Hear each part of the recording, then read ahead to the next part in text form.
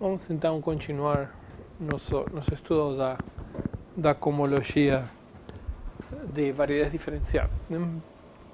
Então lembrem que, como eu comentei para vocês, a grande vantagem da teoria de cohomologia e de homologia sobre a de homotopia é que são fáceis de calcular, né? Apesar do que parece a priori nas definições, né? acaba sendo um troço que é relativamente fácil de calcular graças a aquela nossa fábrica de teoremas, que sequências exatas curtas de complexos são sequências exatas longas em cohomologia.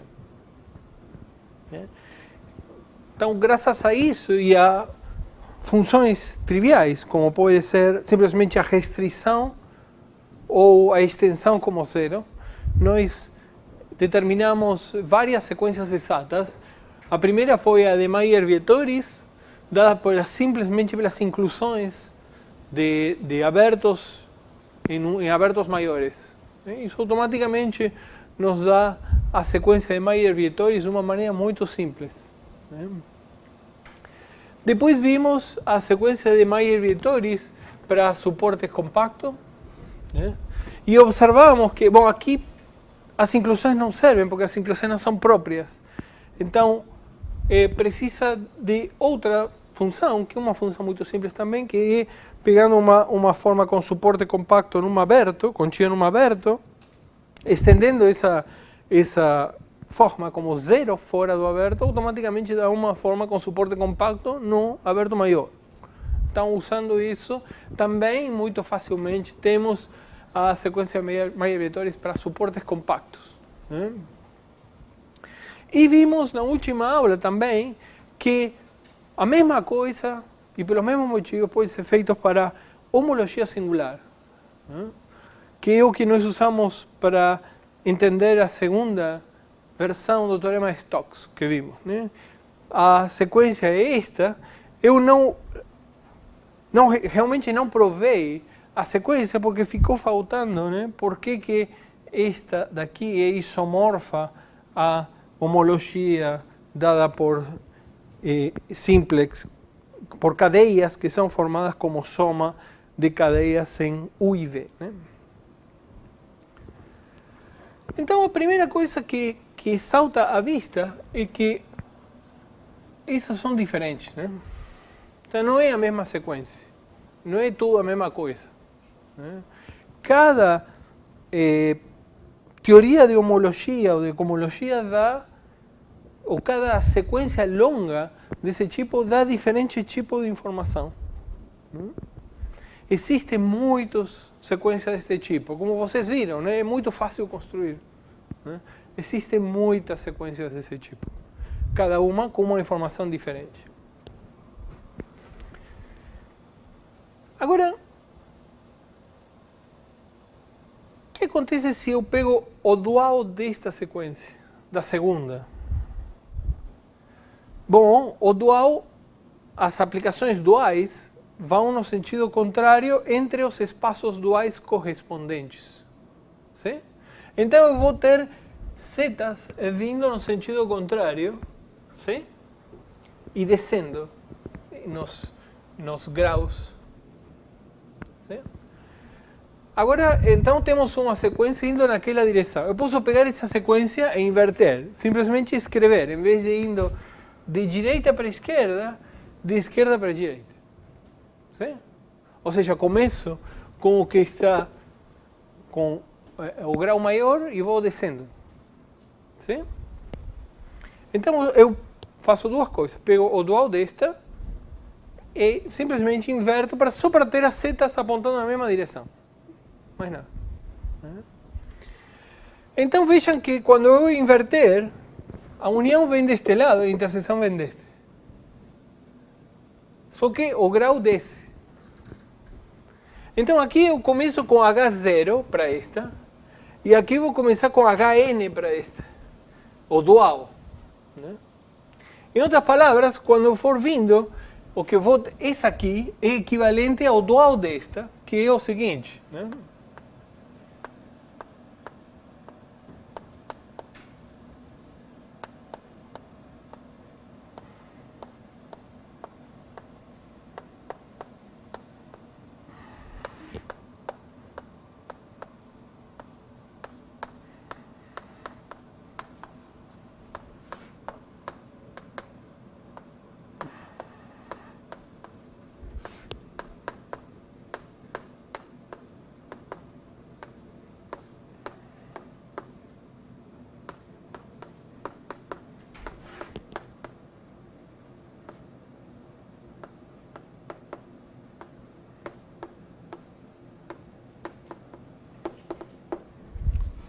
Agora encaixa perfeitamente, né? ¿Sí? Então temos duas sequências, só que são espaços diferentes. Agora, por outro lado, nós podemos fazer o seguinte. Peguem um elemento aqui e um elemento aqui. Ou seja, peguem W, um elemento aqui, e peguem sigma, um elemento aqui.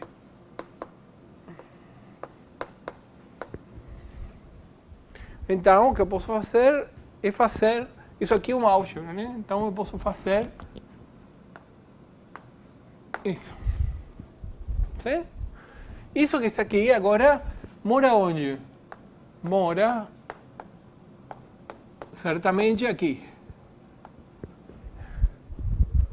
Mas um pouco mais, né? Isso aí tem suporte compacto.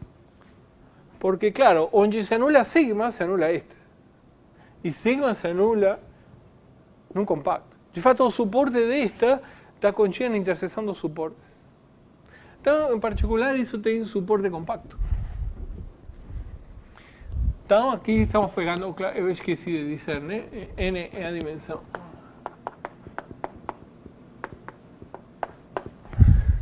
Sim? Nós já vimos isso. Bom, mas isso que está aqui, se M é orientável e conexa, isso que está aqui é isomorfo a R. Certo? Então, observem que agora eu vou fixar ômega e mover sigma. Para cada ômega, eu tenho agora uma função linear que leva sigma nisto. Mas isto é R. Ou seja, é um elemento no dual deste espaço. Em outras palavras, o que eu posso fazer é usar a identificação aqui. Então, aqui estamos supondo M orientável e conexo. Então, eu posso definir agora uma função que eu vou chamar de ômega chapéu, que quando calculo ela em sigma, nada mais é do que isto. Só que eu vou usar esse isomorfismo explícito, que é integrar.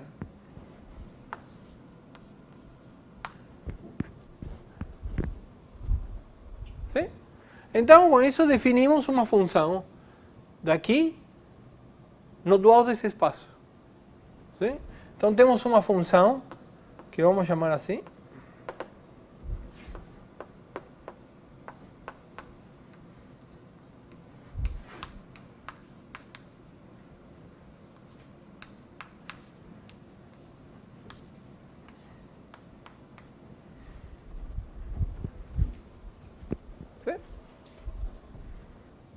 Que é pegar W e levar para a integral de W.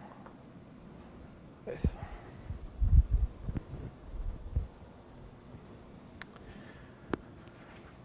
Agora voltemos aqui, né? Observem que isso que está aqui é justamente o que está embaixo disto, nessa sequência, né? ¿Sí? Ou seja, o que estamos fazendo é construindo operadores.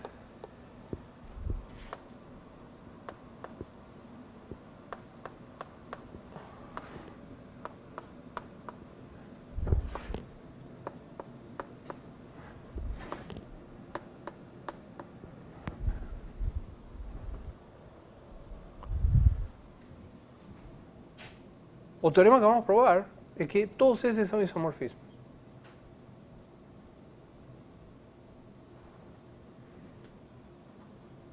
Este espaço é isomorfo a este.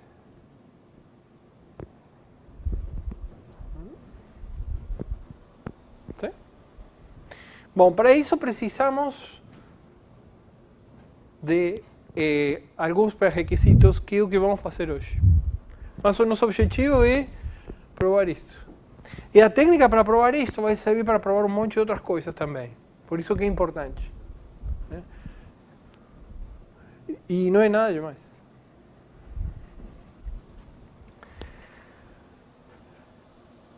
E tem uma coisa parecida aqui também. Observem que agora esses aqui caem justo, né? Aqui eu devia ter colocado n-k. Não, está certo isso. Sim, n-k.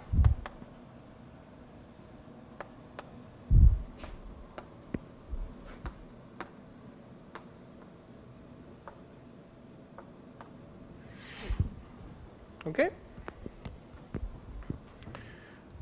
Muito bem. Então, esse vai ser nosso objetivo. Nós provavelmente hoje não vamos mostrar isso. Mas vamos dar as coisas que se precisam para provar este resultado. Então, teorema.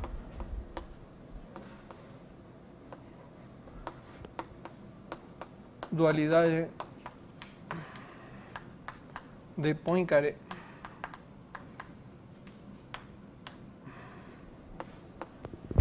Essa aplicação, por isso se chama PD, Poincaré Dual.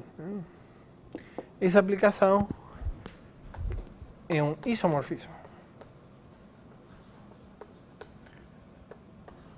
Claro que temos duas hipóteses, né? M orientável e conexo. Quando eu escrevo assim, quer dizer, estou fixando uma orientação para M, claro. Muito bem, então,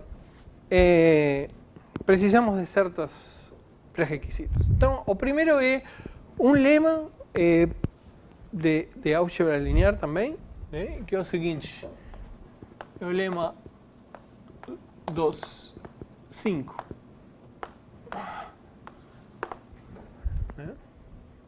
O lema diz o seguinte: suponha que vocês têm uma sequência exata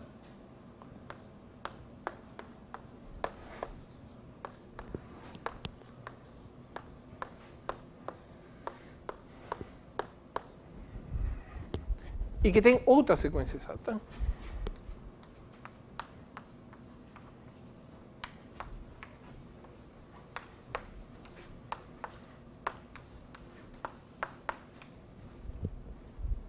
¿Sí? O que estamos pensando é nisto. ¿Sí? E que temos aplicações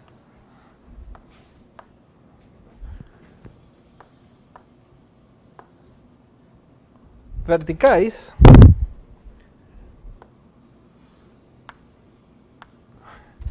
de forma tal que todas as setas brancas verticais são isomorfismos. Menos esse aqui, sabe? Então, se essas 4 verticais são isomorfismos e essas 2 sequências são exatas, então esse é um isomorfismo.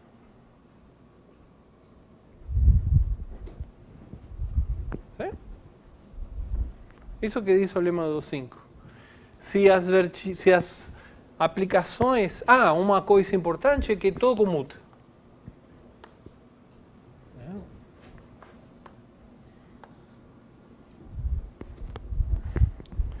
¿Sí? Esse diagrama é um diagrama comutativo de sequências exatas, duas sequências exatas.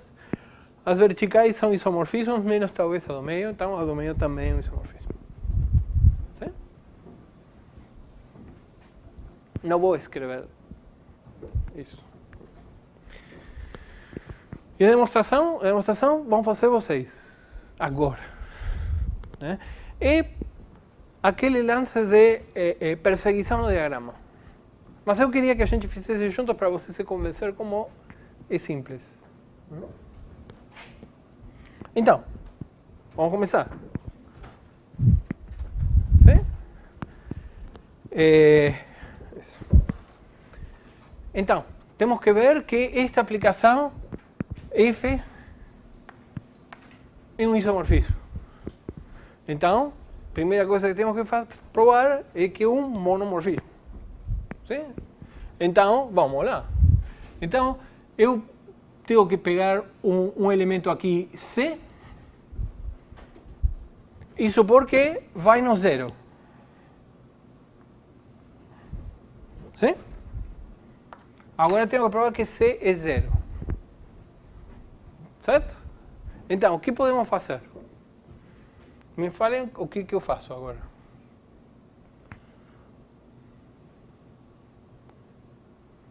Lembre as hipóteses.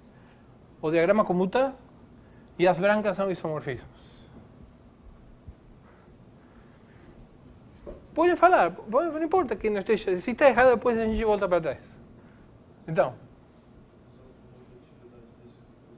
Qual? Deste. Aham. Então, o que eu faço? Não. AC e AC. Isso. Então, vamos lá. Aqui vai para zero, né? Porque são aplicações. E aqui é um D. Isso. D é zero porque esse é um isomorfismo. E agora?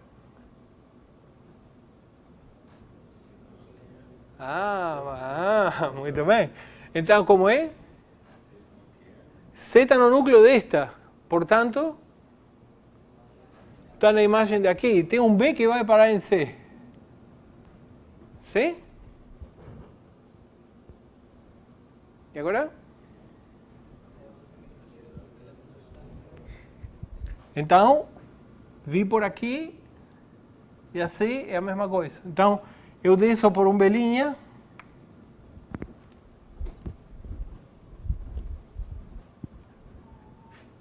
E esse B' tem que ir para no zero.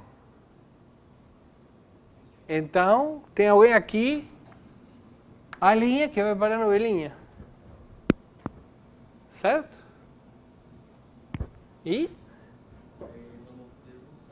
Então, tenho que sobe por alguém daqui. Isso. A imagem desta é o kernel desta. Certo? Mas B está na imagem desta, portanto tem que estar no núcleo desta, mas C vinha de B, portanto C é zero. Sim?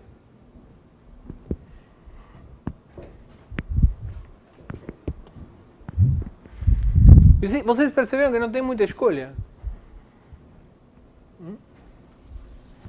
Ótimo, então sabemos que é um monomorfismo.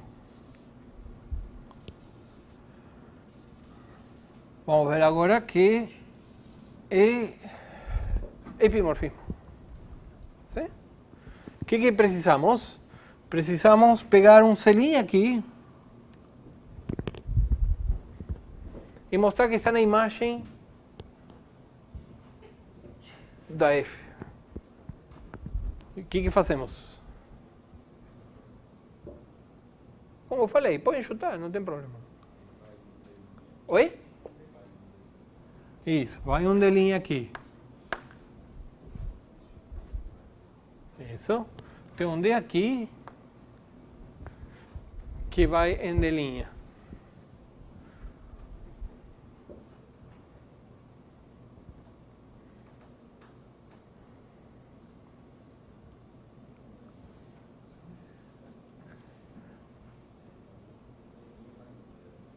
de linha vai no zero.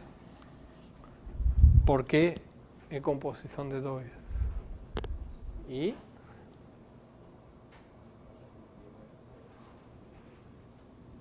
então D vai no zero, né? Porque esse aqui é o isomorfismo, né? Isso comuta. Então, isso. Então, D está no zero. D está no núcleo desta. Então, existe um C aqui que vai parar em D. E? Oi? Quase. Observa que o que sabemos é que este diagrama comuta, mas ninguém diz que C vai cair justo na C'. Certo? Pode não cair em C', mas quase. C vai cair em um C2'. O que sabemos é que C2' vai em D'. Certo? Porque comuta. Então, C2' vai em D'. Então? Oi? Isso. Mas C' vai em D. E C2' vão em D'. Então, a diferença vai em zero. Então, C2' menos C' vai parar em zero aqui. Portanto, existe um B' aqui que vai parar aí. Então, subimos, né? Certo? E agora a gente sabe que não sabemos onde vai parar. Aí só vai aqui num C barra. Mas este C barra vai aqui, né? Fazer assim é o mesmo que vir assim. Então, C barra vem aqui. Em outras palavras, F de C barra é C2' menos C'.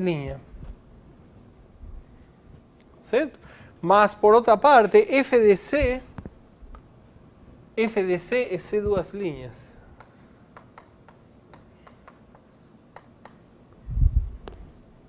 Portanto, F de C menos C barra é C'. E é um epimorfismo. São todas assim.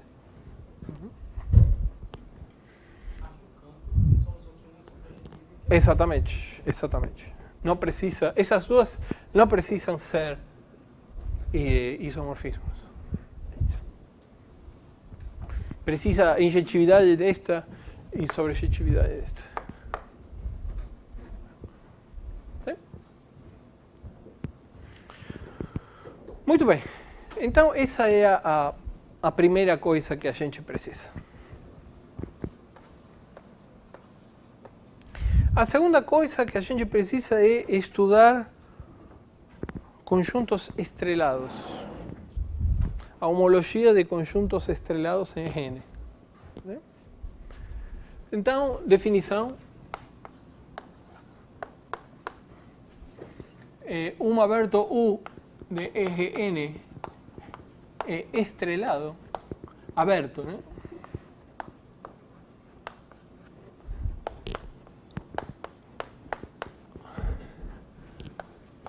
Se é limitado e estrelado em relação a zero, né? A um ponto qualquer, vamos pegar o zero.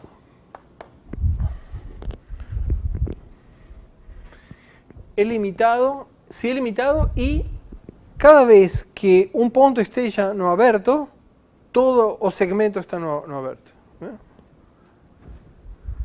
Então, se é limitado e se x está em U, então Tx está em U para todo T entre 0 e 1. ¿Sí? Então, isso quer dizer, para ser aberto, né? Contém o zero, né? Oi?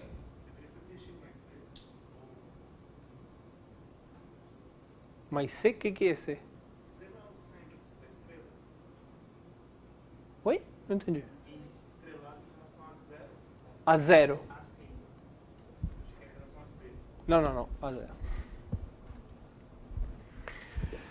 Sim, então, mas é aberto e contém o zero, né? Claro que não vazio, né?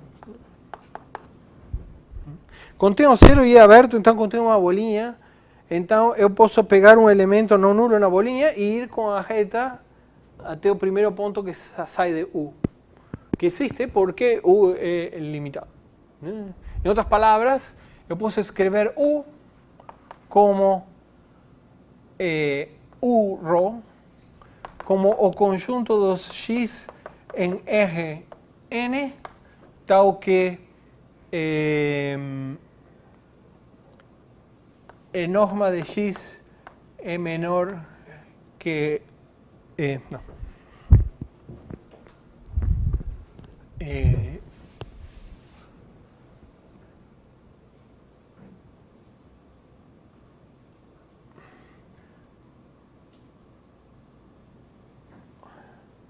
Então vou escrever assim.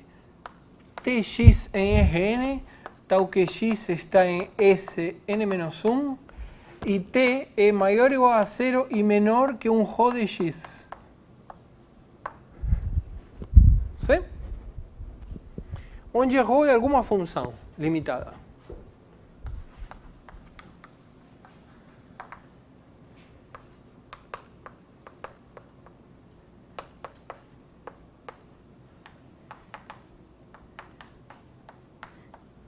Limitada por causa disso. Sim?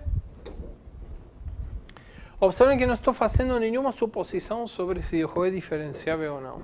Né? E é isso que a gente precisa estudar. Ainda não é claro porquê, mas vai ficar claro porquê daqui a pouquinho. Sim? Está claro? Então, esses são os conjuntos estrelados. Então, a primeira observação é que se ρ isso aqui é uma função qualquer, limitada. Então, se ρ está em C infinito, S infinito, então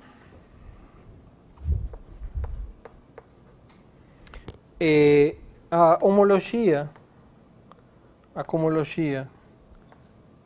de U é a homologia de Rn e a homologia com suporte compacto de U é a homologia com suporte compacto de Rn.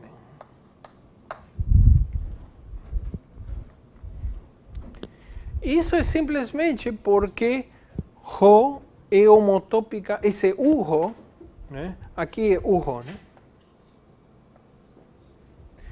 Isso porque o ρ é homotópico a uma bola, graças à diferenciabilidade de ρ. Façam para isso, né? Então definam a seguinte Ft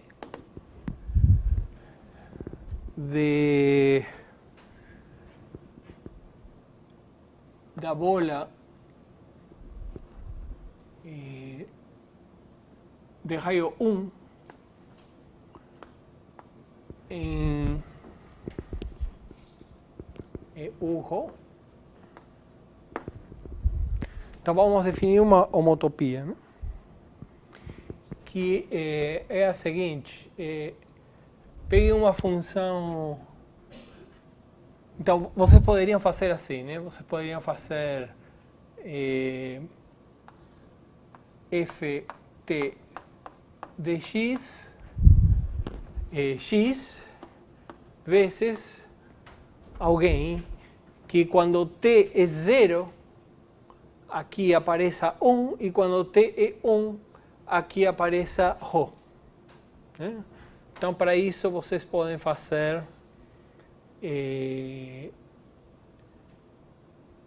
1 menos t mais t rho de x. ¿Sí? Mas está muito bonito, mas tem um problema. Essa função que é a diferenciabilidade em zero. Mas é claro que aí não pode ter problema, porque os dois têm uma bolinha de raio epsilon em zero. Eu posso deixar essa bolinha quieta e aí vira uma homotopia. Então, para isso, pegamos uma função g de R em R, g 0 em 0 epsilon,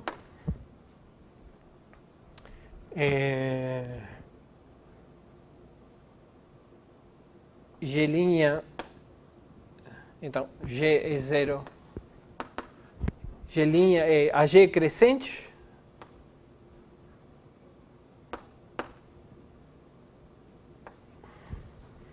e g de 1 é 1.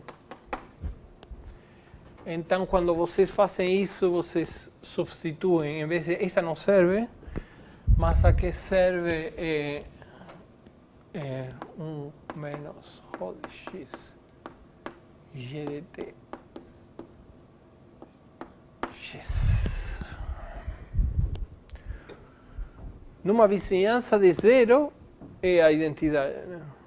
Agora, e é diferenciável.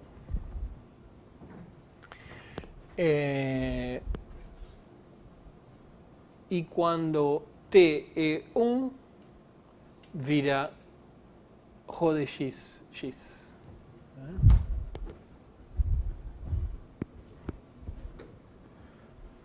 Sim? Então, isso aqui é uma homotopia entre esses dois abertos, né? E portanto, esses dois são a mesma coisa. As homologias são a mesma coisa. Mas o que precisamos estudar não é isso. O que precisamos estudar é quando ρ não é diferenciável.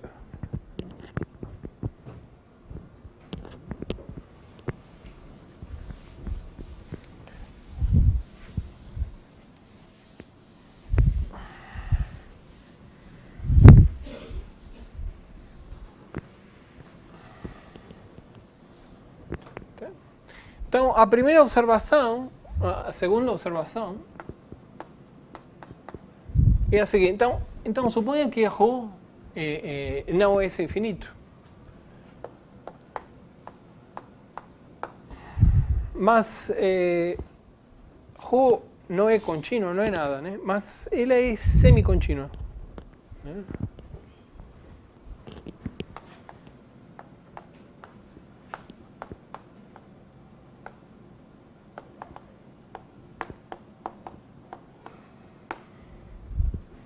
Isto é, para todo x em Sn-1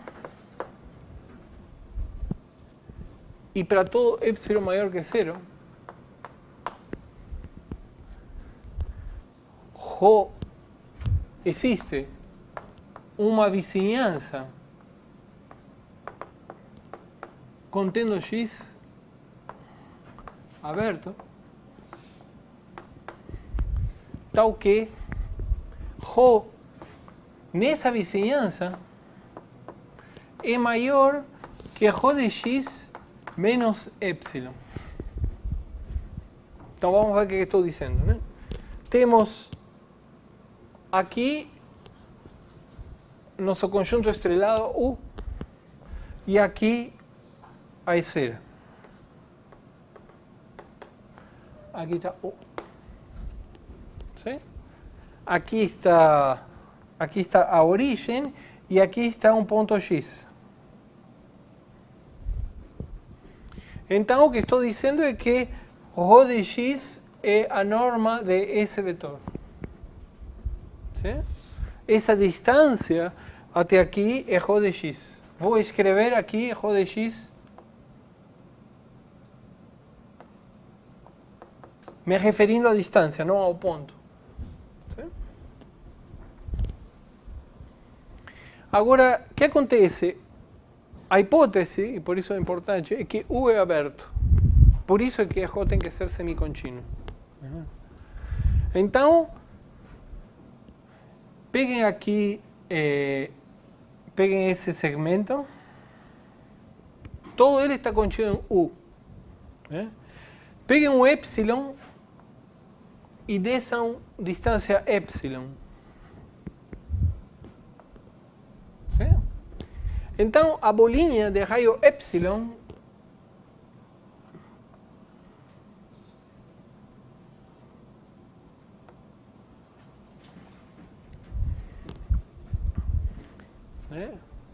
como é aberto, para Rho menos epsilon existe uma bolinha, desculpe, essa bolinha não necessariamente tem raio epsilon, mas existe uma bolinha de raio delta,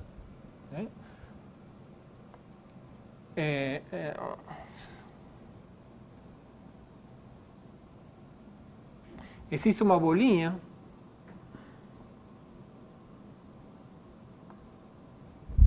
contida no nosso aberto. Bom, mas observem, né? Essa bolinha projeta no aberto da esfera. ¿Sí? Este que está aqui vai ser nosso aberto Vx. Porque a bolinha esta inteira está contida no nosso aberto. Então, para todo elemento daqui, o Rho tem que ir além de Rho menos epsilon. Rho de x menos epsilon. ¿Sí? Tem que sair fora da bolinha. ¿Sí? Então, todas essas distâncias têm que ser maiores que Rho menos epsilon. Certo? Então, realmente, isto é uma consequência de U ser aberto só. Muito bem.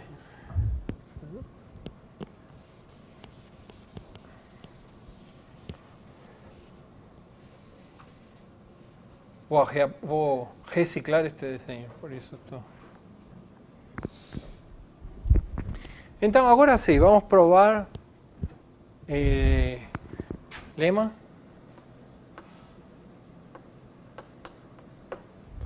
Para toda Rho, né, vale isso.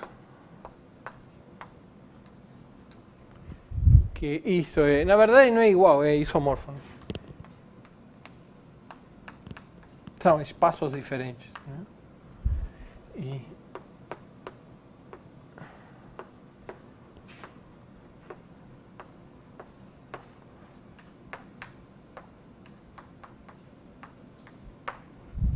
sim?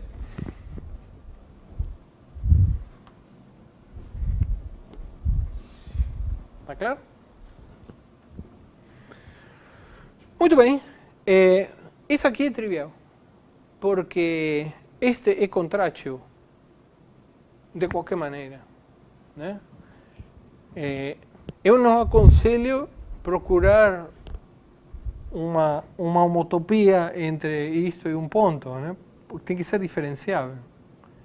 Mas vocês, como é limitado, coloquem em uma bola maior o Rho e façam uma homotopia da bola maior. A homotopia vai arrastar o Rho até a origem. ¿Sí? Então, isso aqui é trivial por serem homotópicas, por ser contrátil, por isso é ser contrátil. Mas aí vocês não podem aplicar isto no caso de suporte compacto. Mas então o que nós fazemos? Né? Temos que provar a mão. Né? Nós já calculamos todas estas. Né? O que temos que provar, então basta ver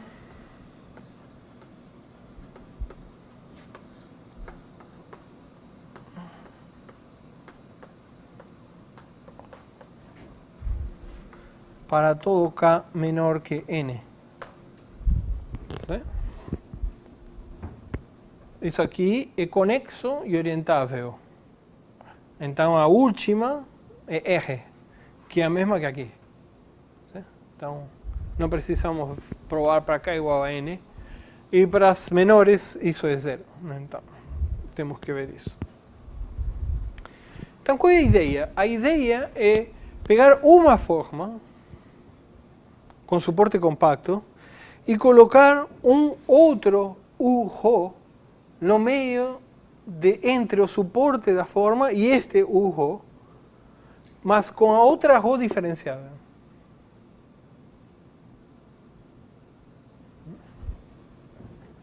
Então vamos fazer isso, vamos pegar, então seja, temos que provar que isto é zero, então seja ômega, um elemento aqui, ou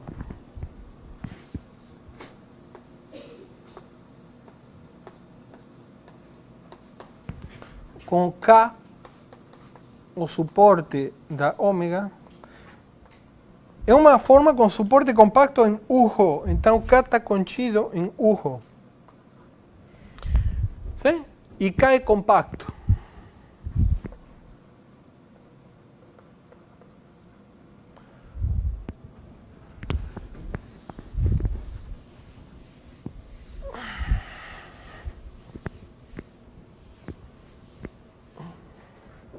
Sim?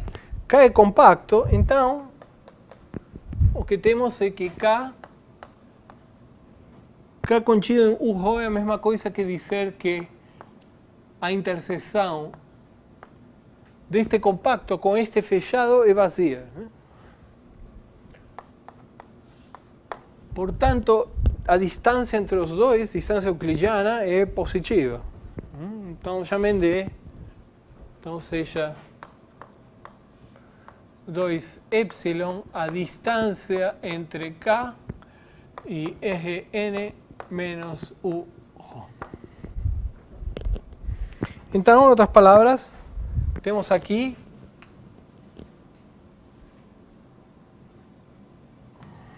K, o compacto, onde é o suporte da ômega, né? Então, o que estamos dizendo é que esta distância que está aqui é 2ε.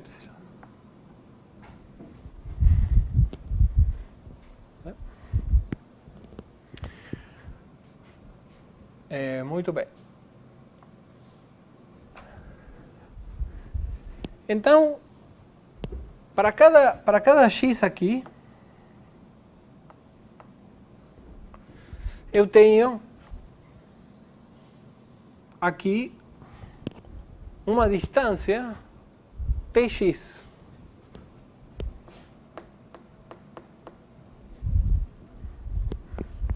Sim? Isso aqui é o último ponto em K na semirreta, saindo de zero e passando por x, que contém K. Então, claro, uma coisa que eu sei é que Rho de x, essa distância é pelo menos 2ε. Sim? Porque senão contradiz essa definição. Então,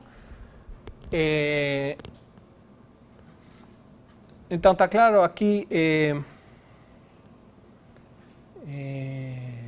Então, Tx, o T é o sup, de fato é o máximo dos S em R, T de x. Tal que Tx x está em K. Então, T de x tem que ser menor ou igual a Rho de x menos 2ε. Certo? Agora, eu afirmo que existe uma vizinhança Vx, vou continuar chamando de Vx.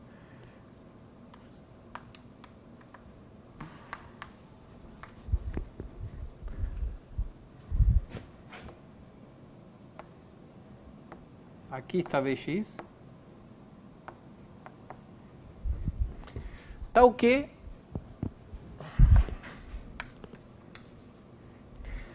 tau restrito a Vx é menor que rho de x menos epsilon, que é menor, por isso que rho é Vx.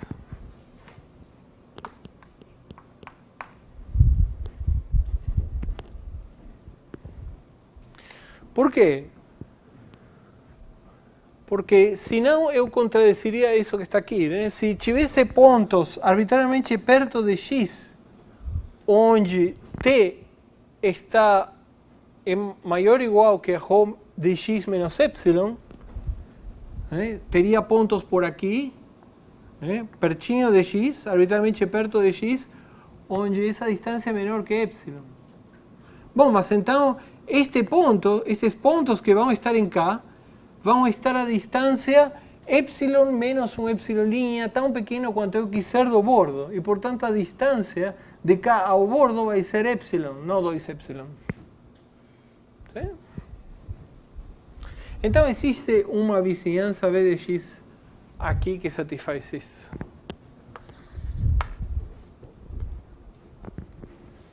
Então, para cada x, existe um Vx que satisfaz isso. Então, agora eu vou construir minha função ρ barra diferenciável. A minha função ρ barra vai fazer isso.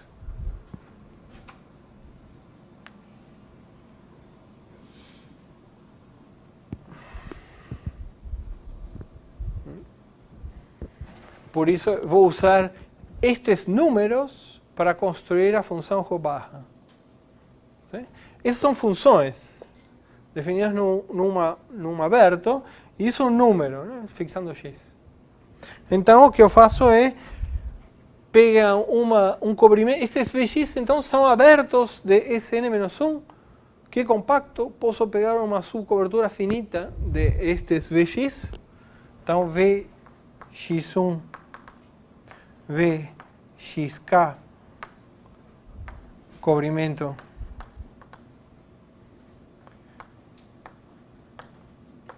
Vsn-1. Pego então tau 1, tau k, uma partição da unidade.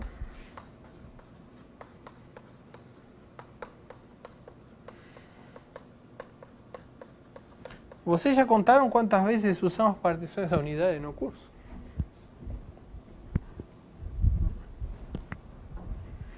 Partição da unidade subordinada ao cobrimento, claro, e defino ρ barra de x como a soma, vai ser a função linear, a função escalão corrigida com a partição da unidade. Ou seja, isto é ρ de xi menos epsilon tau I de x.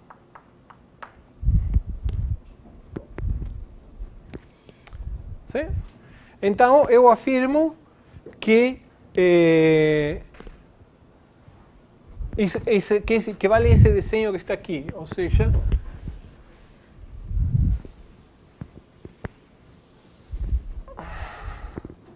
então,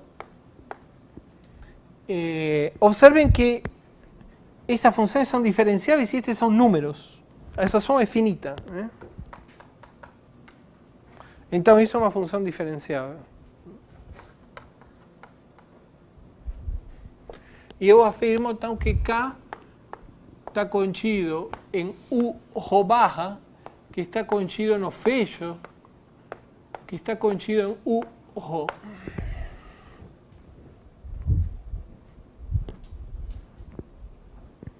Sim? Então, por quê? Bom, uma continha, né? E só por causa disto, né?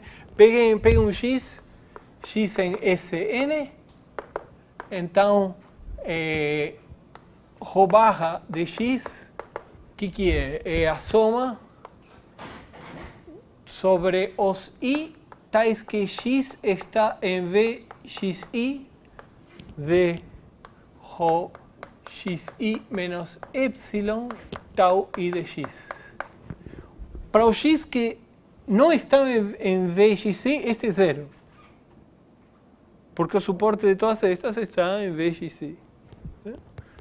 Então, por isso que posso restringir a soma. Né?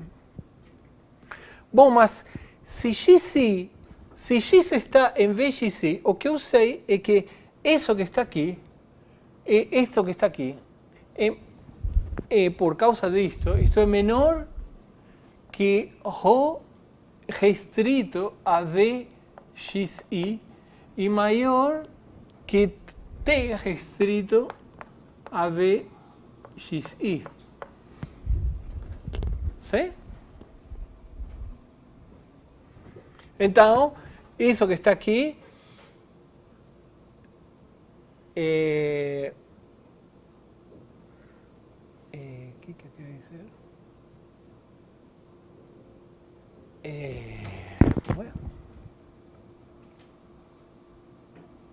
Ah, sim. Então, isso que está aqui é, por exemplo, menor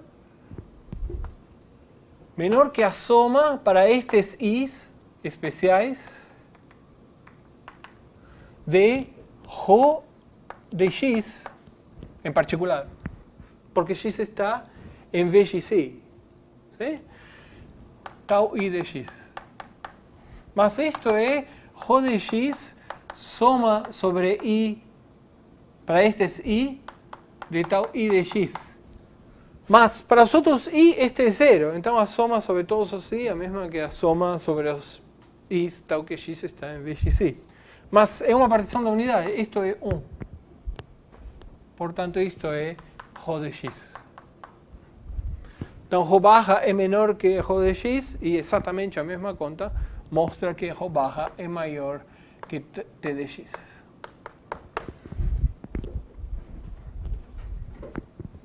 Sim? Então, temos isso. Isso é o que eu queria. Porque agora já está. Vou usar isto.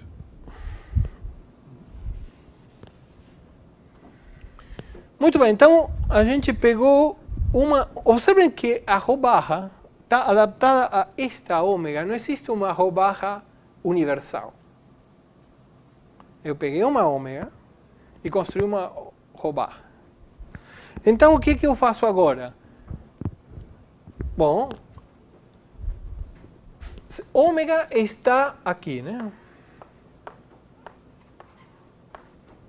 Mas eu estendo como zero ômega fora de ρ. E nesse sentido, este conjunto está aqui dentro.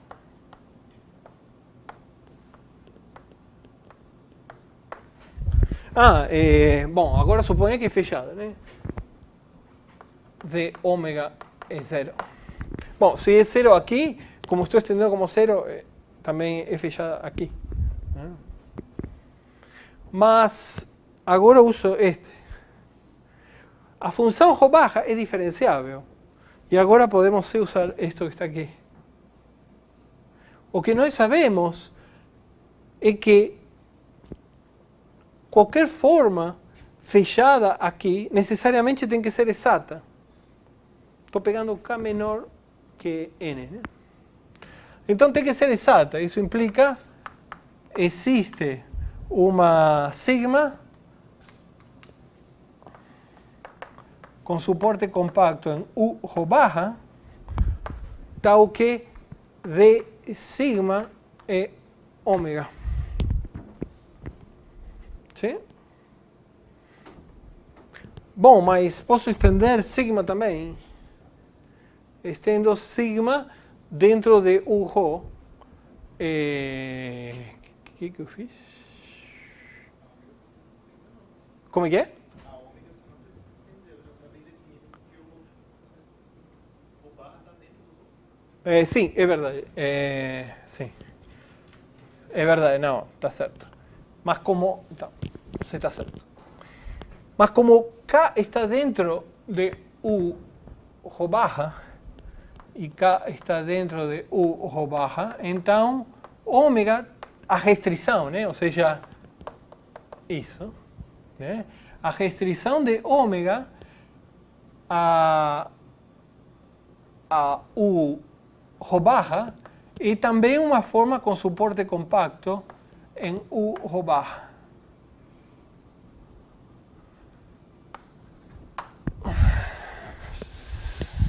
Certo? Mas então, como vale isto? Então existe uma sigma, uma forma com suporte compacto em U rho barra, de forma tal que a diferencial de sigma é ômega. Sim? E agora sim, eu estendo a sigma como zero, né? Tanto ômega como sigma fora de U rho barra e dentro de U rho, as duas vão ser zero. Então a extensão, então se sigma barra é a extensão como zero de sigma, então ainda vale, aqui claro que estou restringindo, né? Então d sigma barra é ômega.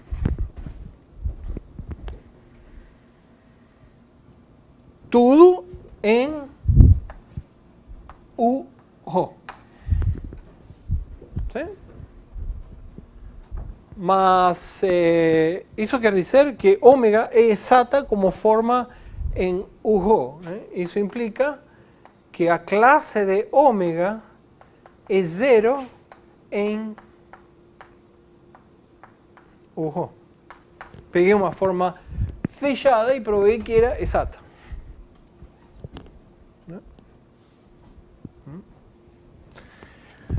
¿Sí?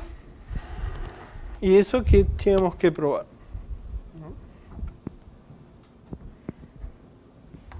¿Está claro? Observen que é interessante, né? Não existe um epsilon K universais. Vocês não podem colocar. E de alguma maneira isto é parecido com o que fizemos outro dia quando calculamos a homologia, quando pegamos uma superfície, uma subvariedade mergulhada e compacta, né? Não podemos pegar uma coisa universal, mas a gente pode adaptar para cada forma, que é o que estamos fazendo aqui. Muito bem, então nós sabemos tudo isso, o único propósito foi provar isso. E por quê?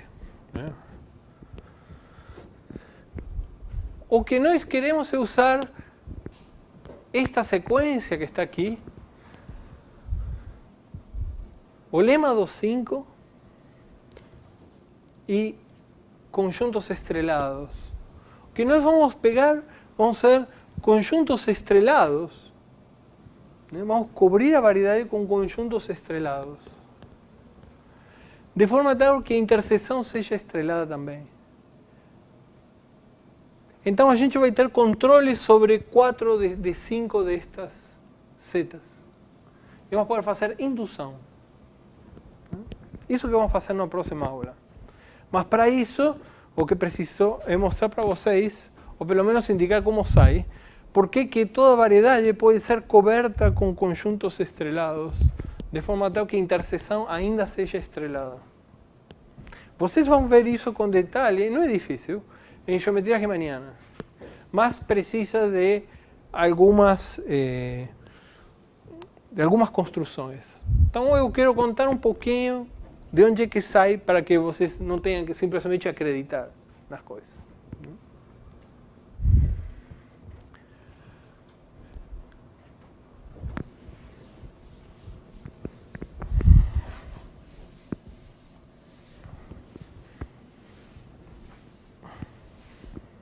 Então vamos fazer um mini curso acelerado de geometria riemanniana. ¿Sí? Então lembrem que é uma métrica riemanniana, né? Uma métrica riemanniana, nós vimos, a primeira aplicação que nós fizemos de partições da unidade foi mostrar que toda variedade tem uma métrica riemanniana, né? Então, se M é uma variedade diferenciável, então existe uma métrica riemanniana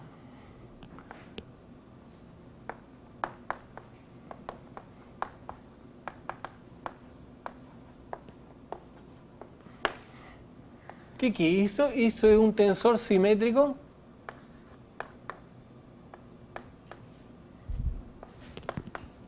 ou seja, pega dois campos e dá um número, né, ou uma função, um tensor de tipo 2,0 simétrico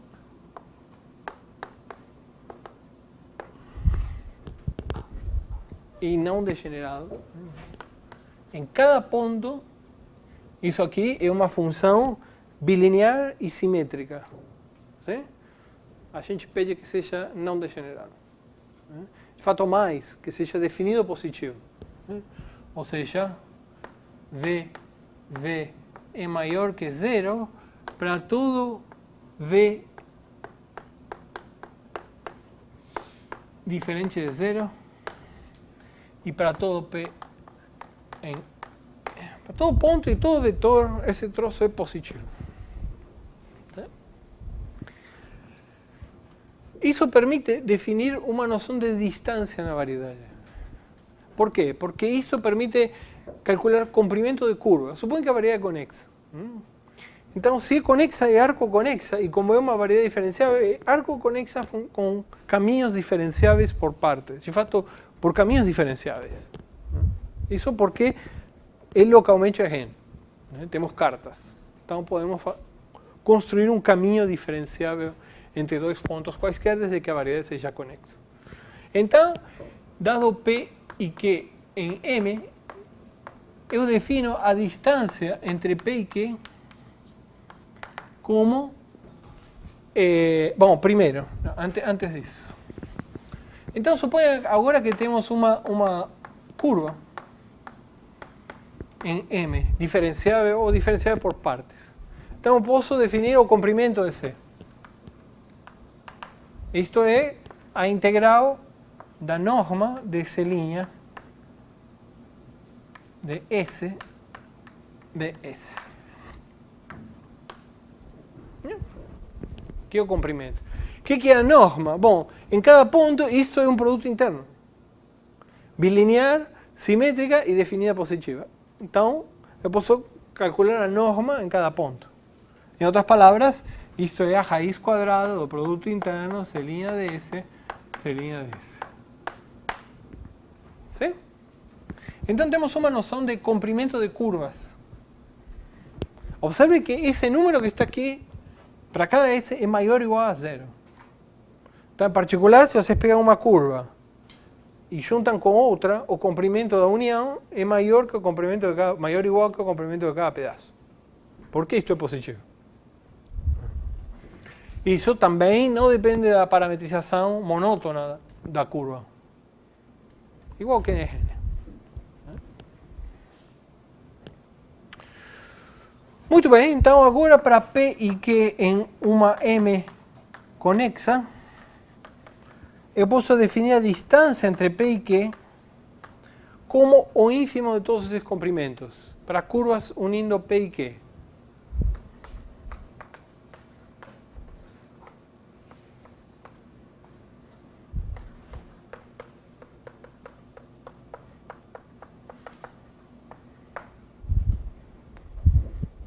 Sim?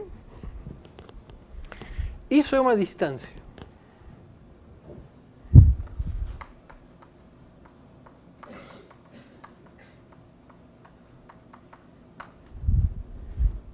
Por exemplo, é fácil ver que satisfaz a desigualdade triangular. Porque se vocês têm P, Q, R, vocês pegam uma curva cujo comprimento seja a distância, então peguem C1 de forma tal que o comprimento de C1 seja menor que a distância de P a Q mais epsilon. Por definição isso existe. Mesma coisa com o C2,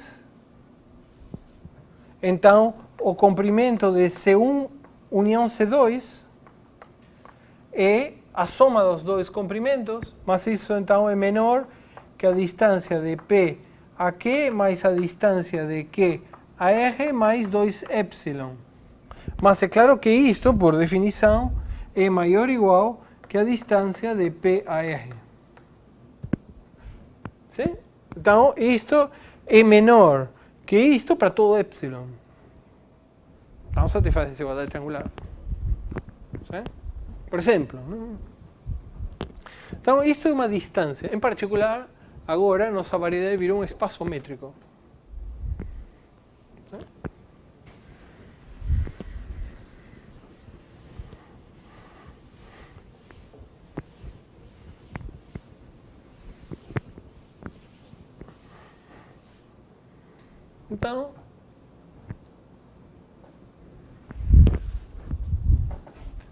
Então, agora temos M com D um espaço métrico.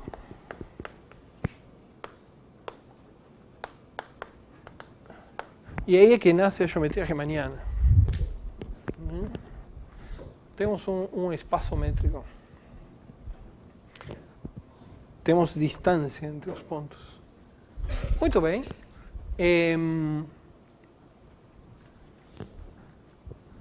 Então, pela própria definição, tem uma pergunta muito natural.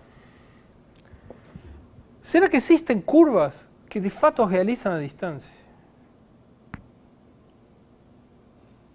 E a resposta é não.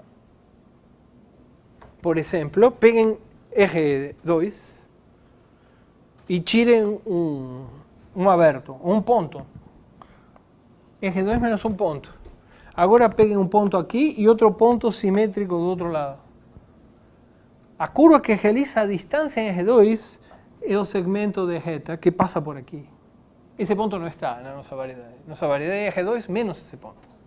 Então, qualquer outra curva vai ter comprimento maior, porque nós sabemos que o que realiza a distância em R2 é a reta, não tem outra. Mas, o que sim pode ser provado é que localmente sim existe. Localmente, sempre tem uma curva que minimiza a distância. E a maneira de provar isso, tem muitas maneiras de provar isso, mas uma maneira muito interessante é a seguinte, né? Observem que agora temos uma função aqui, que pega uma curva e me dá um número. Sim? Então temos L que vai do espaço das curvas unindo P com Q em R. Isso aqui é um conjunto imenso, não é uma variedade. Não. Mas não importa. Podemos tratar como se fosse uma variedade. O que vocês fazem é supor que vocês têm uma curva. Suponha que tem. Eu dou para vocês. Alguém disse para vocês, inspiração divina, de que aquela curva entre P e Q realiza a distância.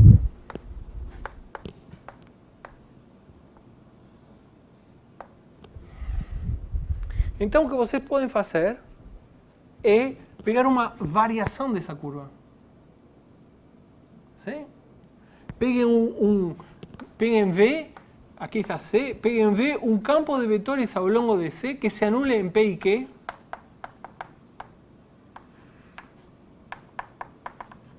E considerem uma variação dessa curva segundo a direção de V, de alguma maneira. Né? Ou seja, vocês pegam aqui uma família de curvas a um parâmetro. Então tem agora L de CS. Cada uma destas é CS. Depende de S, a família de curvas, e T é o parâmetro. Certo? Então, agora temos isto é a integral, por definição, disto. Certo? Deixa eu colocar aqui.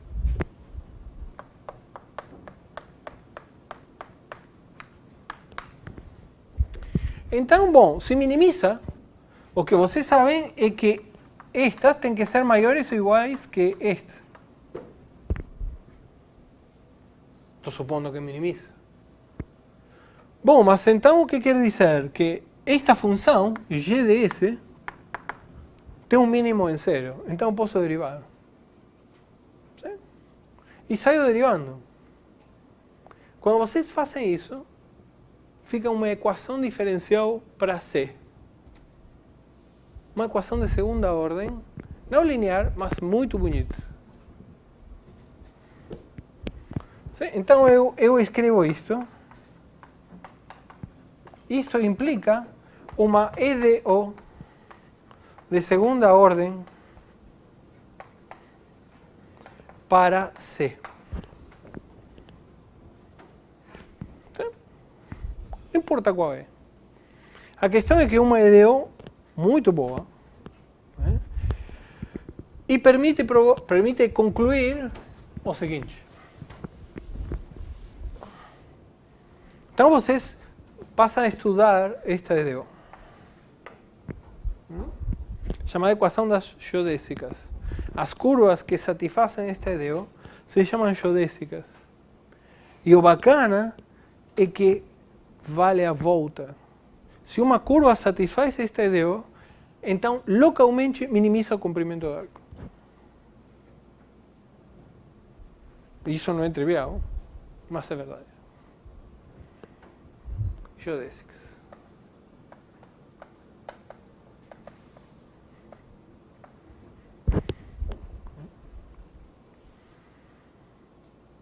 Isso se chama cálculo de variações, essa técnica. Variar. E é uma ideia absolutamente brilhante. Muito bem, então, observem como é, né? Métrica riemanniana, distância. Distância, existem curvas que localmente minimizam, sem infinito, que localmente minimizam. E são EDOs de segunda ordem. O que quer dizer isso? Quer dizer o seguinte, que para todo ponto em M e para todo V em TPM, existe um epsilon maior que zero, de fato mais, né? Para todo P existe um epsilon maior que zero, tal que para todo V em TPM de norma menor que epsilon, temos uma curva gamma V de menos epsilon,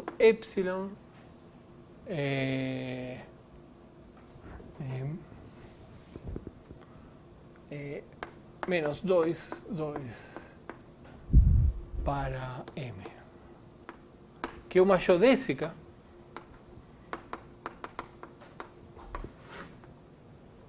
que passa por P e a derivada é V.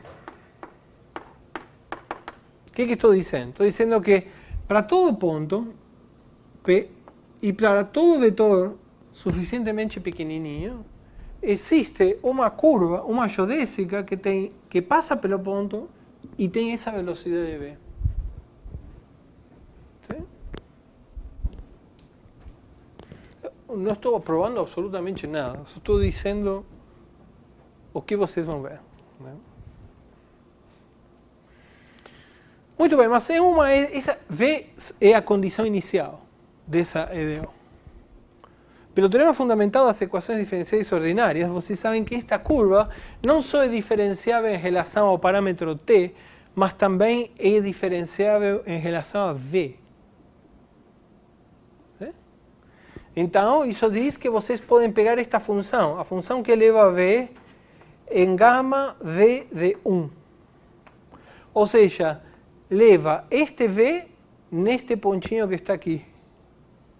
Esto que está aquí, este gamma V y este gamma V de 1. Leva o vetor no espaço tangente no pontinho em M.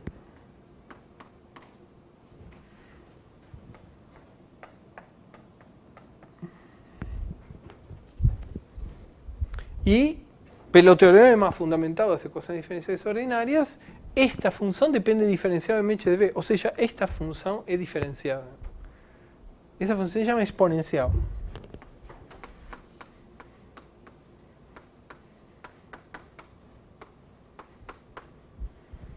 Sim? E é diferenciável porque são soluções de uma EDO.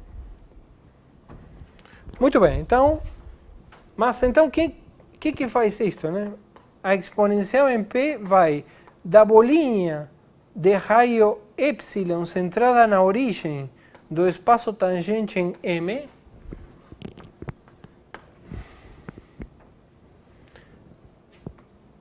em M. Sim? Muito bem. Essa função é diferenciável. De novo, teorema fundamental de cosseno diferenciais ordenadas. Agora, isso aqui é uma variedade de dimensão n. Isso aqui é um espaço vetorial de dimensão n, então é uma variedade de dimensão n. Tem a mesma dimensão. Pergunto, quem é a diferencial da exponencial na origem?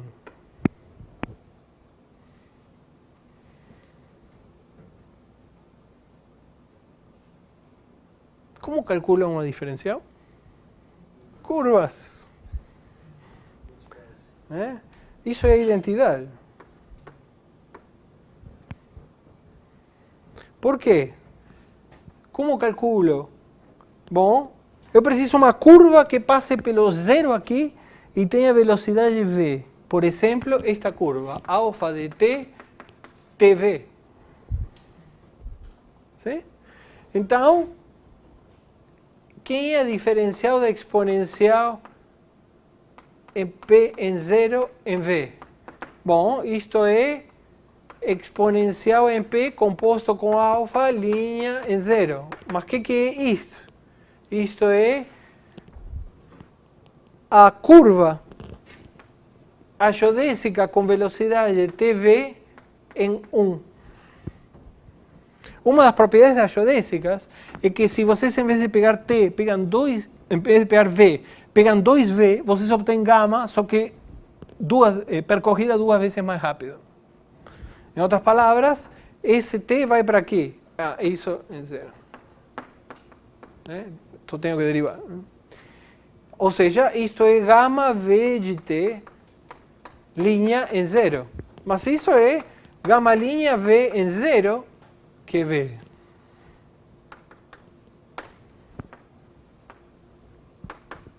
Esse troço é a identidade. A diferencial é a identidade.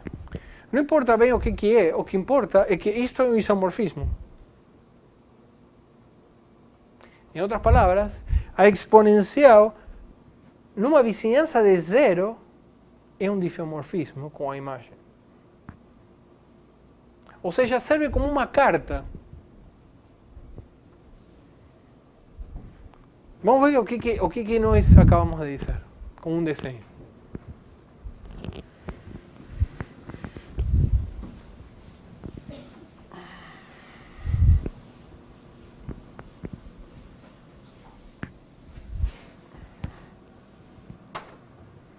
Se nós temos aqui nossa M, aqui está P, aqui está o espaço tangente em P, que eu vou desenhar em cima, em forma abstrata. Aqui temos uma bola de raio epsilon. Então, a exponencial é um diffeomorfismo local em 0. Posso então diminuir o epsilon e pegar um epsilon linha, de forma tal que isto seja um diffeomorfismo com a imagem. Sim?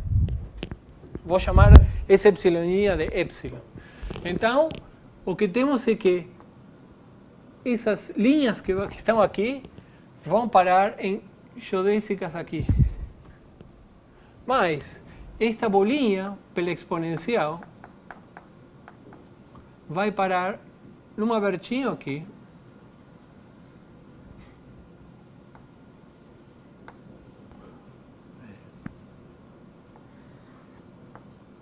Aqui está o 0 e aqui está P. Então, esses segmentos aqui vão parar em geodésicas aqui embaixo. Isso dá coordenadas polares na variedade. Porque o bordo disto aqui é uma esfera, né? Isto aqui é um espaço vetorial, um espaço euclídeo. Isso aqui é uma bola métrica no espaço euclídeo e a bordo dessa bola é a esfera, usual, né? Então aqui temos uma esfera e um raio. Então isso dá coordenadas polares. A exponencial é um difeomorfismo desta bola neste aberto. Bom, este aberto é uma bola. Ou seja, isso aqui é a bola de raio epsilon centrada em zero. Isso que está aqui é a bola de raio epsilon centrada em P com a métrica dada pela métrica riemanniana. Isso é uma bola métrica. Mas você pode perguntar quantas geodésicas tem. Pode ter infinitas geodésicas passando por dois pontos. Mas de comprimento menor que epsilon, só tem uma aqui dentro. E na variedade, só tem uma. Então, se bem não é verdade que existem geodésicas, que existem curvas que minimizam, é muito boa a descrição local, não global. Longe a gente não sabe, mas localmente a gente vira RN. Ou seja, as bolas métricas, dá uma bola métrica para um epsilon suficientemente pequenininho, dá os dois pontos, dá o centro e um ponto aqui, existe uma única geodésica de comprimento menor que epsilon unindo esses dois pontos na variedade. E é dada pela imagem da exponencial. Então, localmente, é muito bom. Em particular, observem que as geodésicas unindo o ponto central e um ponto daqui está totalmente contida no conjunto. Sim? Porque vem daqui em cima, pela descrição que eu falei aqui. O que estou querendo dizer é que este conjunto é estrelado.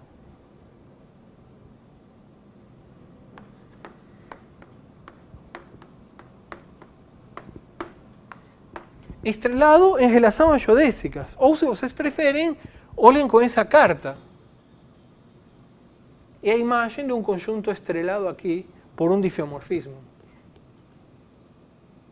Então, nossa conta sobre a homologia que eu apaguei vale para estes conjuntos também. Este conjunto é estrelado. Sim? Mas esses conjuntos, essas vizinhanças se chamam vizinhanças normais. Mas elas têm um probleminha. O que acontece se eu pego agora dois pontos aqui que não sejam o centro? Uma geodésica minimizante aqui pode fazer assim e sair do conjunto. Mas, se vocês pegam epsilon sobre 2, isso não acontece. Ou seja, a bola de raio epsilon sobre 2, centrada em P, tem a propriedade de que quaisquer dois pontos dentro dela existe uma única geodésica de comprimento menor que epsilon e contida na bola. Em particular, este conjunto é estrelado em relação a qualquer um dos seus pontos. É mais do que estrelado, é convexo. Sim? Esse conjunto é convexo. Convexo em relação às geodésicas. Mas não importa, porque elas vêm daqui que é convexo em RN. Isso aqui é RN. Isso aqui são retas. Isso aqui é no sentido usual de convexidade. Aqui não. Aqui é com as geodésicas. Mas é a mesma coisa, são difeomorfos.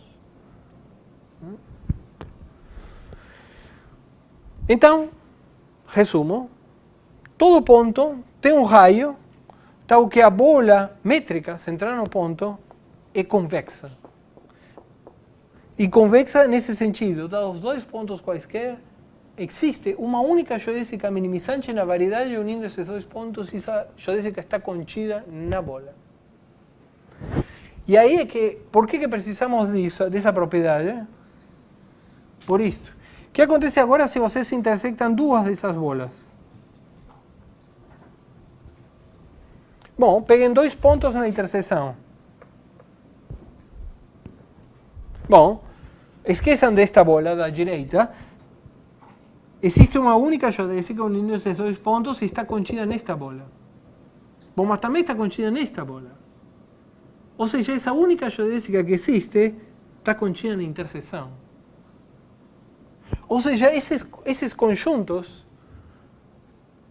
totalmente convexos têm a propriedade de que a interseção deles ainda é estrelado, ainda é convexo.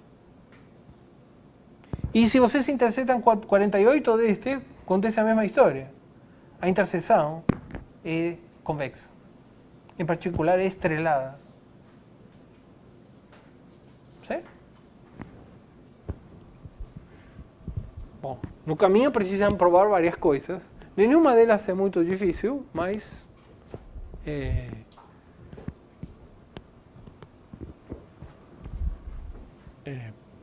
não é óbvio, nada do que eu falei é óbvio. Né? Mas o importante para nós é o que eu falei nesse último segundo.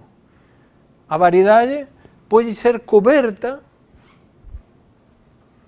com abertos que são estrelados em relação a qualquer um dos seus pontos. Em particular, a interseção arbitrária deles ainda é estrelada.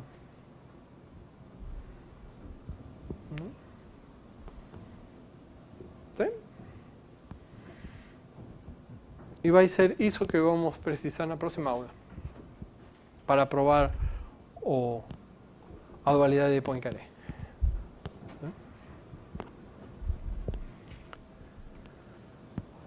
Certo? Muito bem. Uma pergunta?